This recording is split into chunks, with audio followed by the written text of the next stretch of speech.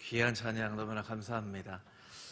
이 찬양의 가사가 너무나 시 같아요. 하늘을 바라보며 살 틈도 없이 살아왔는데, 늦게서야, 이제서야 주님을 바라봅니다. 주님은 늘 여전히 그 가운데 계셔서, 그 자리에 계셔서 우리에게 힘을 주시고 믿음을 주신다는 그 가사가 우리 마음 가운데 와닿는 찬양인 것 같습니다.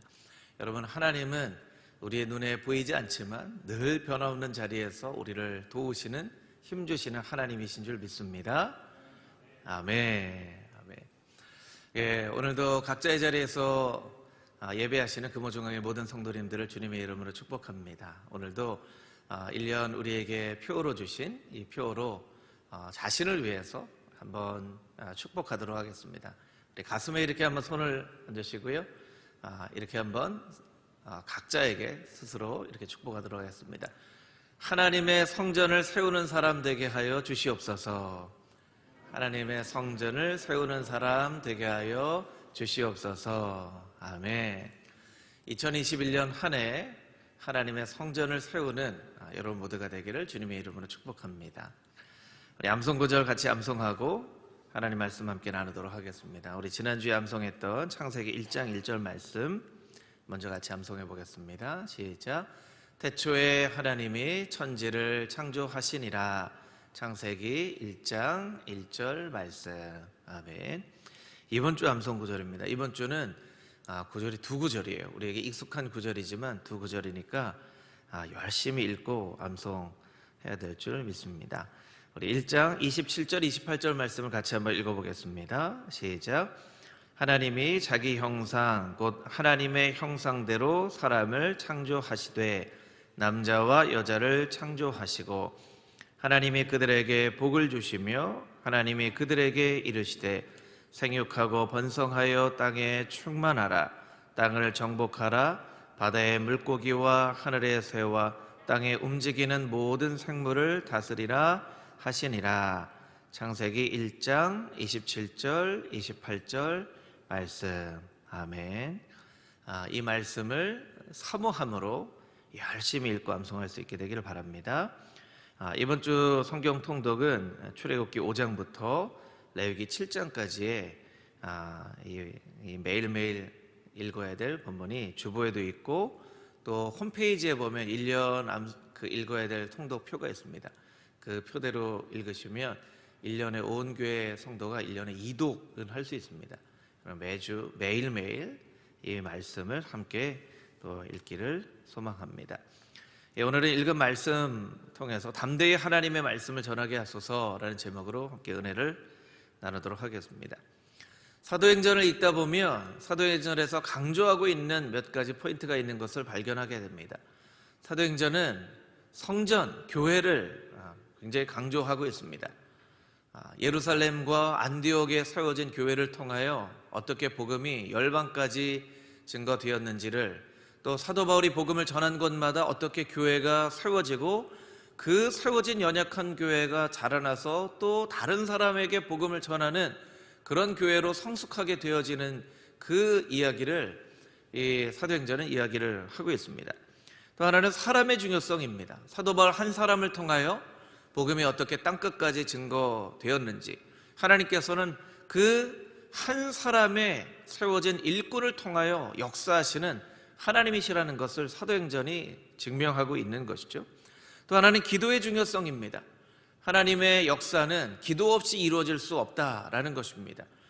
사도들이 복음을 전하고 때로는 박해를 당하고 또 그 복음 때문에 핍박을 당할지라도 기도의 힘과 능력으로 그 어려움을 이겨내는 그 수없이 많은 일들이 사도행전의 말씀 가운데 기록되어져 있는 것입니다.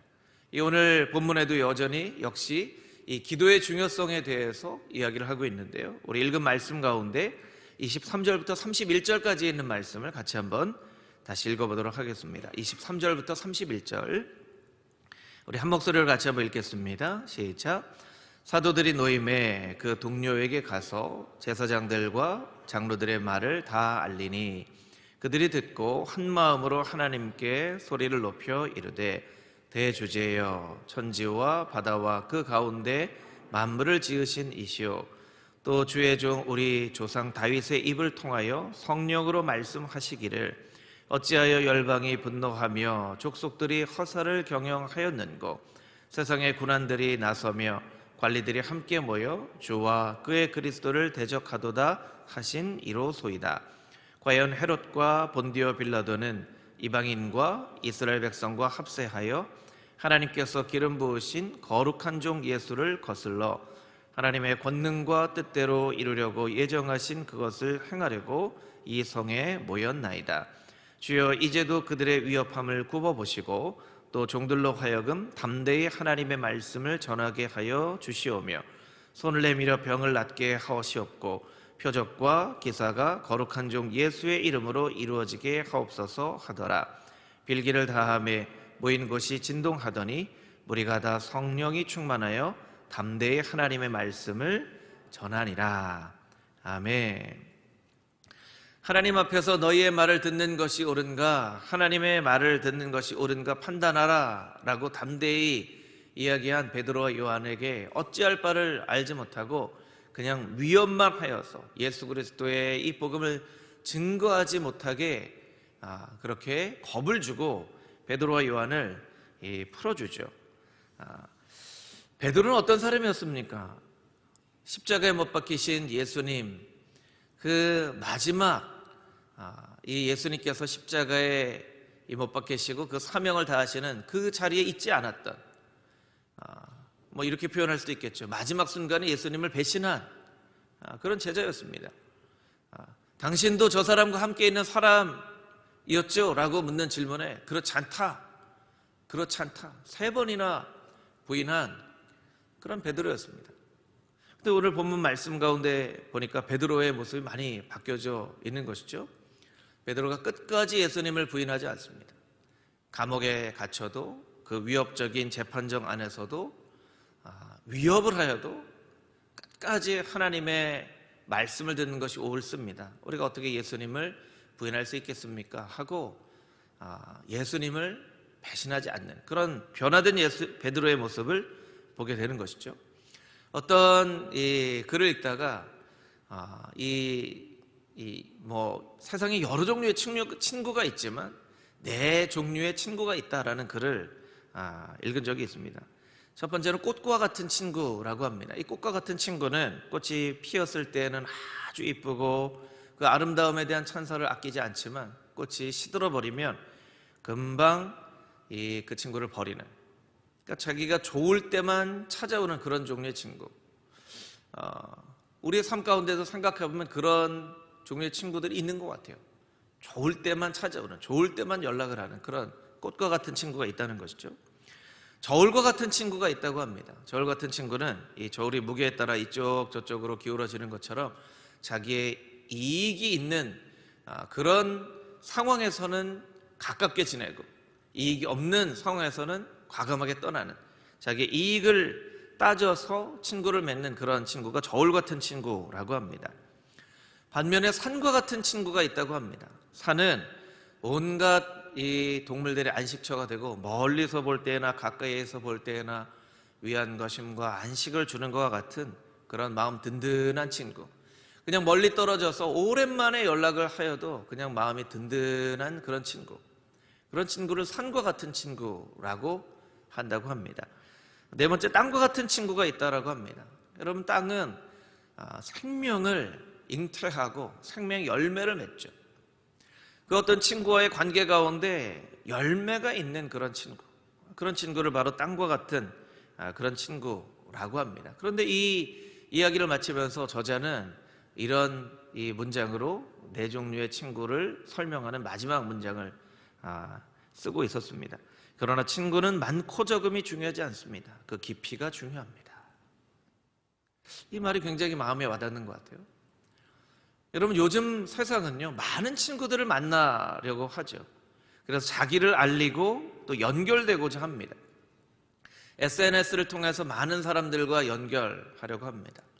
그래서 저희가 이제 신년 맞은 지 얼마 안 되는데요. 신년 맞을 때 사실은 참 좋으면서도 힘든 게 뭐냐면 새해 복 많이 받으세요 하는 그 카톡이 순간에 막 수십 수백 개가 막 쏟아지죠.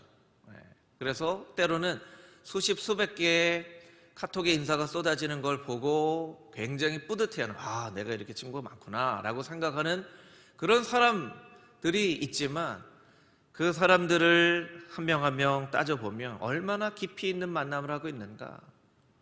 요즘에 우리의 사회는 깊이 있는 만남은 점점 적어지고 얕은 많은 사람들과의 그런 만남을 추구하는 그런 시대가 되어져 버렸다는 것이죠. 여러분, 베드로는 꽃과 같은 친구로서 예수님을 배신하고 버려버린 그런 모습이었는데, 이제는 산과 같은 땅과 같은 친구의 모습으로 그 복음의 열매를 맺고 베드로가 든든하게 예수님이 계시지 않은 그 빈자리를 메우고 초대교회의 그런 버팀목과 같은 역할을 하고 있는 그 모습을 우리가 바라보게 된다는 것이죠.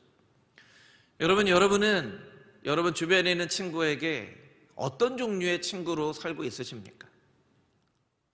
여러분의 주변에 있는 여러분의 친구들에게 땅과 같은 산과 같은 그런 친구이십니까? 혹여 꽃과 같은, 혹은 저울과 같은 그런 친구는 아니십니까?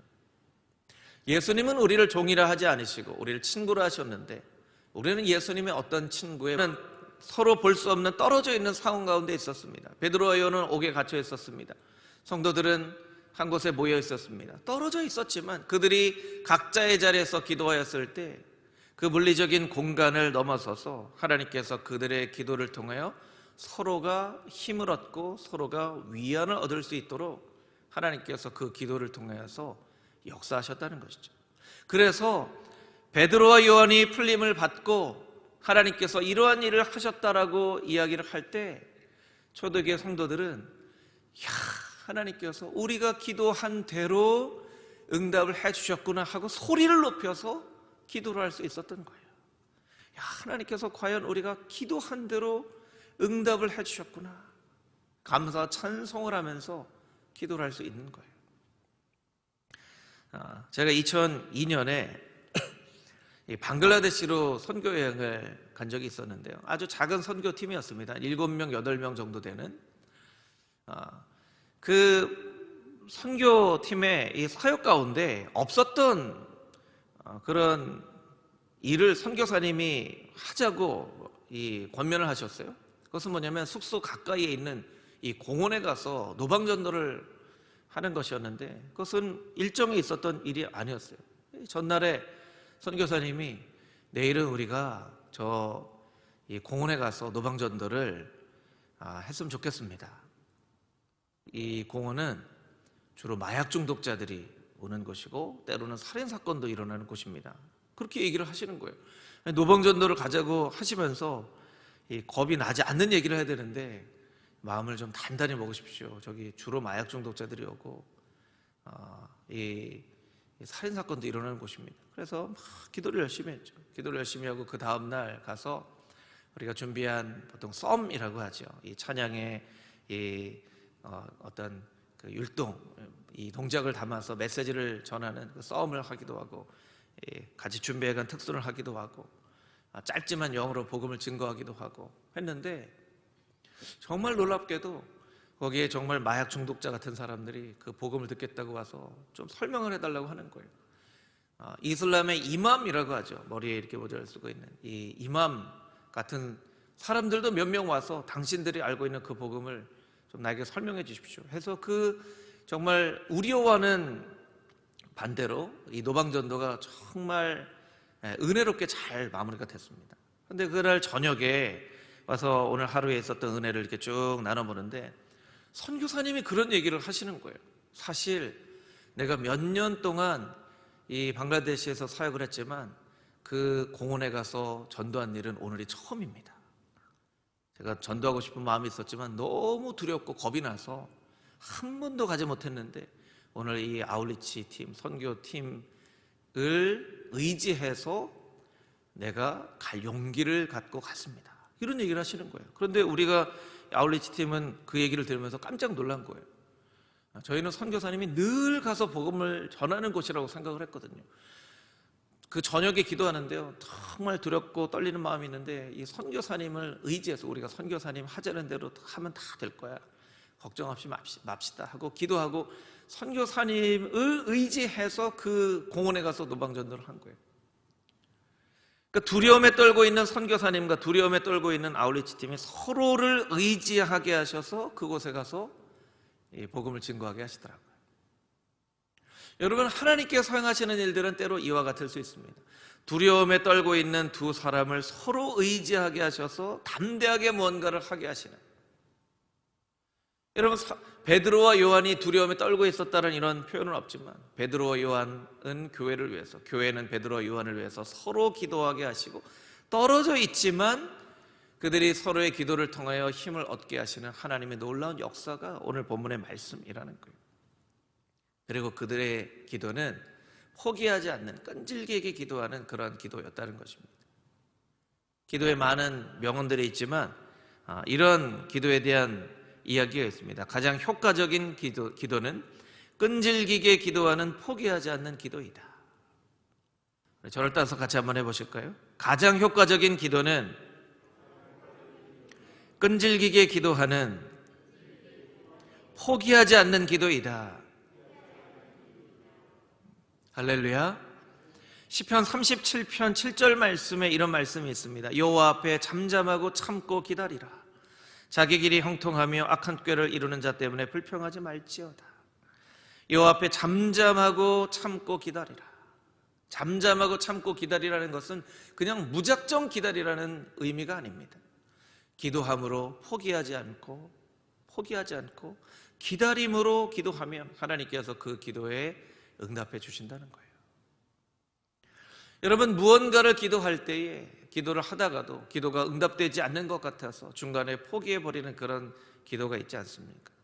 특별히 이 금호중앙의 성도 가운데 우리가 함께 얼굴을 보면서 예배를 할 수 없기 때문에 서로가 서로를 위해서 많이 기도하지만 이 얼굴을 본 시간들이 점점점 길어지면서 우리의 기도도 이렇게 희미해지고 흐릿해지고 있지는 않은지 우리가 한번 돌아볼 필요가 있다는 것이죠. 저는 그런 느낌을 종종 받습니다. 막 낙담되고 힘이 없으려고 할 때 갑자기 어디선가 막 힘이 생겨지는, 그럴 때 저는 생각합니다. 우리 성도님들 중에 이 목회자, 이 담임 목사를 위해서 정말 기도하시는 분들이 있구나. 사실은 참 부끄러운 고백이긴 하지만요, 지난주가 첫째 주였잖아요. 그런데 이 첫째 주일인데 우리가 이 비대면으로 예배를 드리고 한 해를 마무리하고 새해를 그래도 희망차게 맞이를 해야 되는데 이 비대면으로 얼굴도 보지 못하고 첫 번째 주일까지도 이제 비대면으로 예배를 드리다 보니까 지난주에 사실은 제가 마음이 참 쉽지 않더라고요.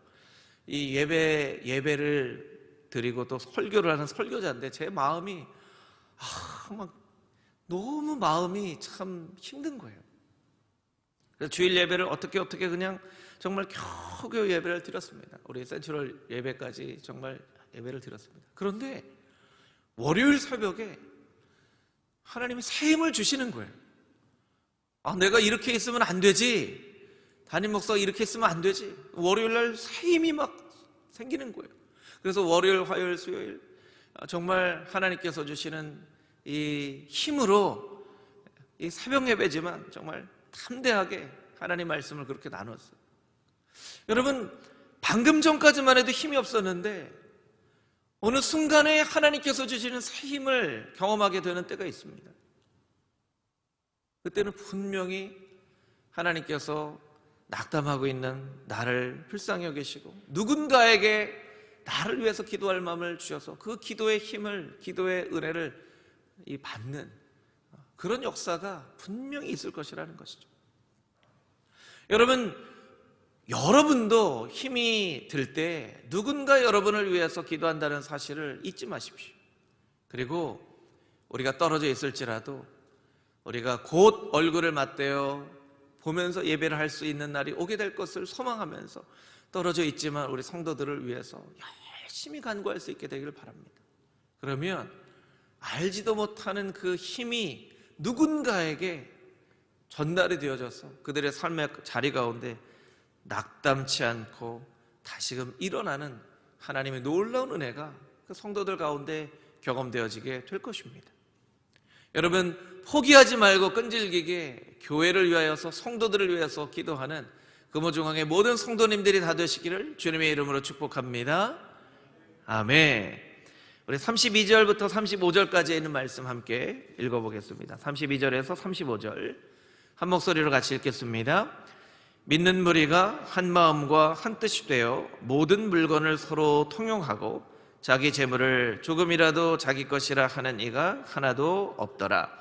사도들이 큰 권능으로 주 예수의 부활을 증언하니 무리가 큰 은혜를 받아 그 중에 가난한 사람이 없으니 이는 밭과 집 있는 자를 팔아 그 판 것의 값을 가져다가 사도들의 발 앞에 두매 그들이 각 사람의 필요를 따라 나누어 줌이라. 아멘. 초대교회가 성령 충만의 사건을 경험했을 때 그것은 굉장히 놀라고 감격스러운 사건이었을 뿐만 아니라 그들이 상상하지도 못했던 경험이었을 것입니다. 여러분, 피조물인 우리가 하나님을 경험한다는 것, 그것은 정말 놀라운 일이죠. 상상하지 못할 그런 일입니다. 정말 어떻게 표현할 수 없는 그런 일이죠. 여러분, 사람은 보통 경험이라는 그 테두리 안에서 무언가를 판단하고 생각하게 되어 있습니다. 때로는 경험을 넘어선 어떤 책으로 읽는 지식이나 영상으로 본 지식을 통해서 무언가를 생각하기도 하지만 그런 지식의 영역은 사실은 그렇게 넓지 않아요. 우리가 보통은 이 경험이라는 환경 안에서 무언가를 생각하고 판단하고 결정을 내리기가 쉽습니다. 어떤 초등학교 1학년에 그 시험지였는데요. 그 시험 문제가 뭐냐면 동물과 맞는 의태어를 쓰세요 하고 동물의 이름을 쭉 놓고 그 동물의 이름에 대한 의태어를 쓰는 시험을 초등학교 1학년들에게 했어요. 사진을 좀 보여주시죠. 사진이 잘 보이시나요? 예. 첫 번째 보면 거북이는 느릿느릿, 토끼는 깡총깡총, 세 번째 기린인데요. 기린은 배신 이렇게 썼어요. 왜 이 초등학교 1학년 아이가 기린은 배신 이렇게 썼을까요? 초등학교 1학년 아이가 가장 많이 보는 프로그램이 런닝맨인데요. 그 런닝맨에 이광수가 기린이라고 그러잖아요. 이광수가 기린인데 맨날 배신을 하니까 얘가 경험한 기린이라고 하는 것은 배신하는 것밖에 생각이 안 나는 거예요. 근데 더 놀라운 건 이게 뭐냐면 이광수가 그 아이에게 트위터로 메시지를 보낸 거예요. 태연아 미안하다 이렇게 이광수 씨가 트윗으로 보낸 그림이에요. 너무나 재밌죠. 이 아이가 기린은 배신이라고 쓴 것도 참 재밌는데 이걸 어떻게 알고 이광수가 그걸 찾아가지고 태연아 미안하다. 초등학교 1학년다운 대답이죠. 초등학교 1학년다운 대답이에요. 자기가 경험한 기린은 배신하는 기린밖에 없는 거죠. 여러분, 우리의 삶의 상황 가운데도 보면 우리가 경험한 것 이상을 생각하거나 판단하기가 참 쉽지 않습니다. 그래서 뭔가를 경험한다는 것이 참 중요한 일이죠. 여러분, 그래서 인간에게 가장 놀라운 경험이자 정말 꼭 필요한 경험은 하나님을 만나는 경험이에요. 하나님을 만나는 경험이에요. 멋진 대자연 앞에서의 그 자연을 만나는 경험도 우리에게 필요하죠. 어떤 감동적인 경험을 하는 그런 경험도 우리에게 필요합니다. 그런데 그것과 비교할 수 없는 경험이 바로 하나님을 만나는 경험이죠. 예수님을 만나는 경험, 성령 충만한 경험이에요. 여러분, 그런 경험들이 여러분에게 없으시다면, 혹여 그런 경험을 한 지 오래전에 그런 경험을 하셨다면 2021년 한 해 여러분 마음 가운데 그런 소망이 있었으면 좋겠습니다.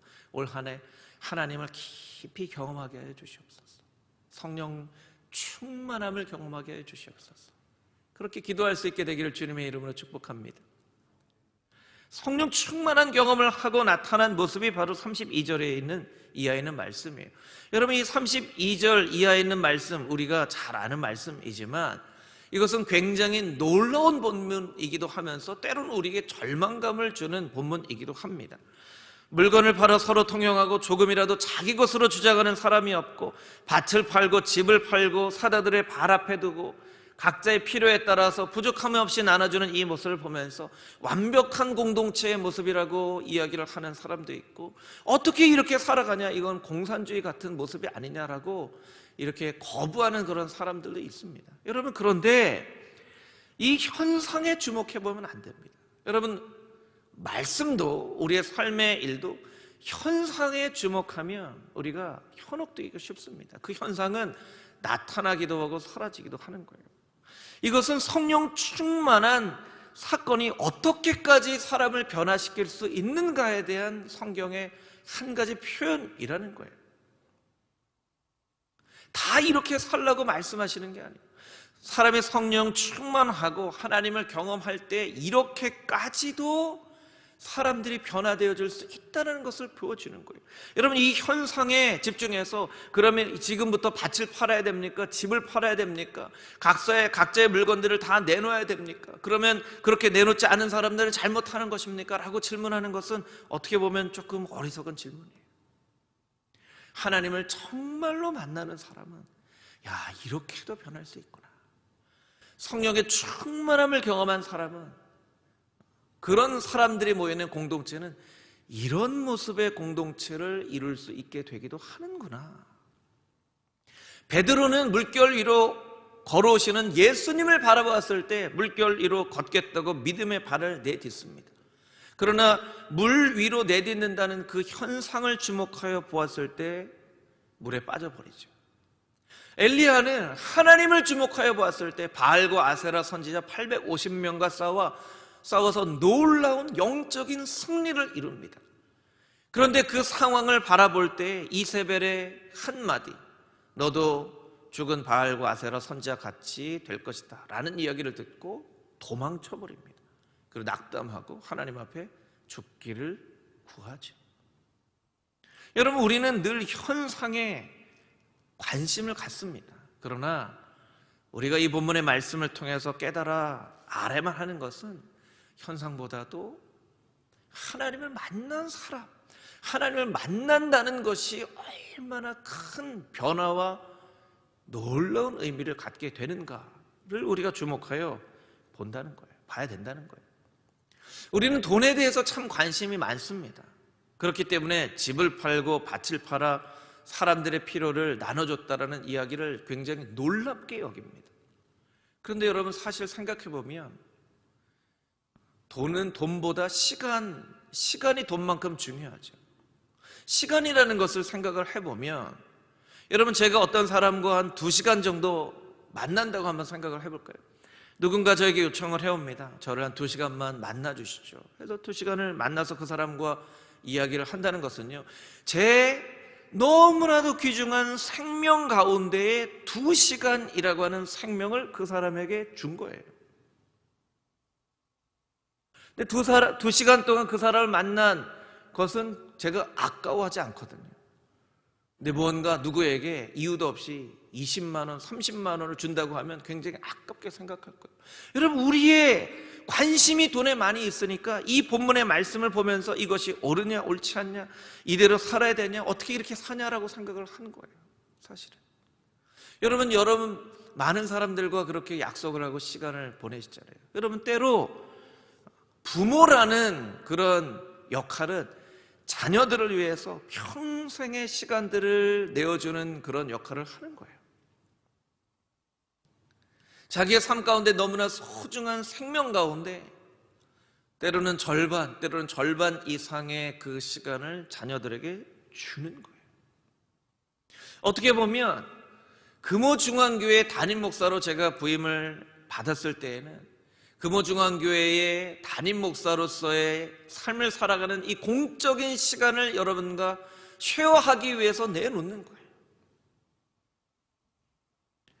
여러분, 그것은 아까워하지 않잖아요.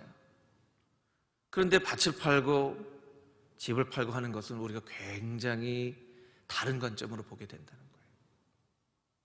더군다나 예수님께서는 우리에게 생명을 아까워하지 않으시고 나눠주셨는데, 그 생명을 아까워하지 않으시고 나눠주신 예수님의 사랑을 우리가 경험하고서도 우리의 가치가 돈에 많이 있기 때문에 이런 모습을 바라보면서는 우리가 때로 환호하기도 하고 때로는 실족하기도 한다는 것이죠. 여러분, 이미 우리의 삶은 많은 사람들과 함께 묶여져 있습니다. 그리고 때로는 나의 생명을 어떤 사람에게 2시간만큼의 생명을 혹은 하루라는 만큼의 귀중한 생명을 어떤 사람에게 주기도 하고 받기도 하고 그렇게 살아간다는 거예요. 이와 같은 모습으로 이미 우리가 살고 있습니다. 중요한 것은 성령 충만한 삶을 살아간다는 것이 어떤 의미인지를 우리가 깊이 깨달아 알아야만 한다는 거예요. 그렇지 않으면 나 혼자 홀로 지내는 그런 고독한 인생으로 살아갈 수밖에 없다는 것이죠. 십자가의 성 요한이라고 하는 영성가는 그런 이야기를 남겼죠. 홀로 이 길을 고집하는 자는 타고 있는 장작불 같은 존재인데 그에게 남아있는 운명은 꺼지는 것밖에 없다. 홀로 있기를 고집하는 자는 타고 있는 장작불 같은데 그에게 남아있는 운명은 이제 불이 꺼지는 것밖에 없다는 거예요. 이 영성가의 이야기가 우리의 마음 가운데 큰 깨달음을 줍니다. 여러분, 예수님은 이 땅 가운데 사시면서 홀로 있기를 고집하지 않으셨고 가족과 함께 사셨고 제자들과 함께 공생애를 사셨고 어디를 가든지 늘 사람들과 함께 지내셨습니다. 여러분, 그 삶 자체가 예수님의 생명을 많은 사람들과 함께 나눠주는 삶을 살고 있는 거예요. 여러분, 우리의 삶도 우리의 생명도 우리의 주변에 있는 사람들과 함께 연결이 되어져 있는 것을 우리가 잊지 않고 기억하기를 원합니다.